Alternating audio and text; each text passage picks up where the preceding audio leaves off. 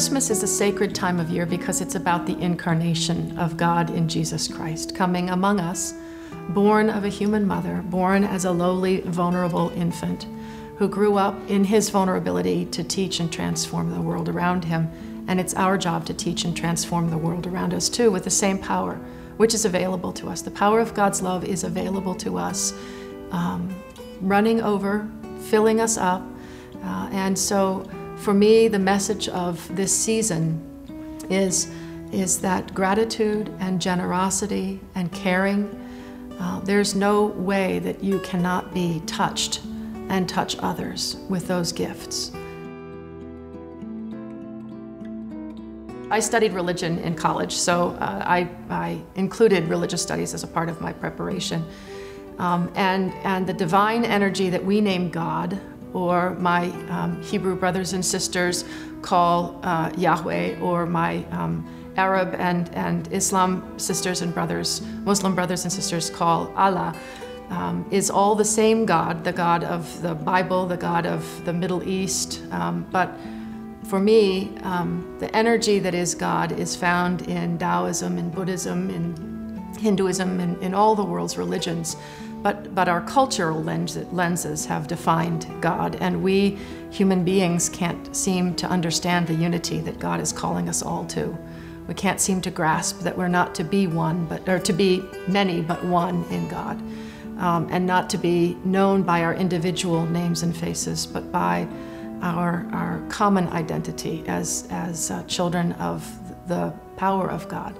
So we fight with each other, and we disagree, and we try to dominate one culture over another. And it's a sadness of the world.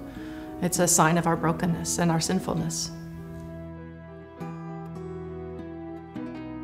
Forgiveness is the act of the sharing of God's love with others, in letting go of our wounds and choosing instead our wholeness and the other's wholeness. So the work of forgiveness is an ongoing work, and it's a muscle that needs to be used and disciplined, and a practice that has to be claimed daily as a part of the Christian faith. And I think in all faith traditions, forgiveness is an aspect of our work. We always have the capacity for healing and for the recovery of our true selves. Because God has planted in each one of us that seed, which is our true self, our true identity, which is goodness. And that goodness emerges in so many different ways. And when we tell the story of the goodness around us, we begin to spread that healing energy, that unifying energy that makes us one out of many. And God is good all the time. So God's goodness will prevail. As long as our hearts continue to be open to it and we continue to share the goodness with others. The be-all and end-all of life, isn't it? To be loved, to love is to be in relationship and to have concern for the other and for their well-being, to so honor and respect the other, and to see in them the goodness of God that maybe they can't even see in themselves. So the role of love in human community has to be manifest, which is, I mean, we talk about love came down at Christmas because we could not love as God wanted us to love. We believe that God sent himself into the world to show us what love does and what love is. And it's that vulnerability as well, the willingness to offer oneself to another.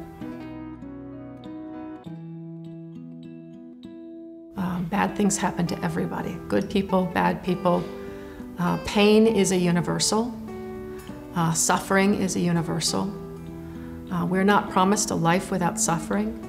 We're promised a life that we can see through the suffering, the blessing that is. We've had some loss in our community of late. We've had some community leaders die, and their widows and family members are in deep grief, and that's a form of suffering. But in the embrace of the community and of their friends and in the messages of love that they're receiving, they feel the blessing that is that's seen through the suffering.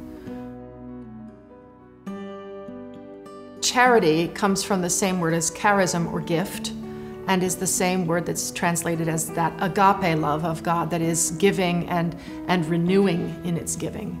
And so the three disciplines of early Christian faith are still disciplines for us, and that is prayer, fasting, and charity, acts of almsgiving or charity. And I think we are all made better, no matter what faith we practice, or even if we practice no faith. We are all made better by giving to others.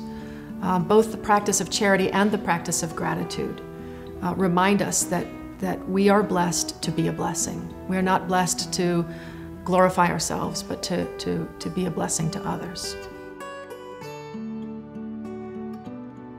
Each religion informs other religions as we're willing to learn from one another, right? So what is the message of Hanukkah but about God's provision and miracle in time of need so that there is light? And what is light in the midst of a dark time but hope? And what is the power of hope? It's the same power that the shepherds got in the field that night when the stars and the angels were singing of God's glory. We learn from one another as we explore each other's significant religious holidays. So it's important to know those holidays and their purpose.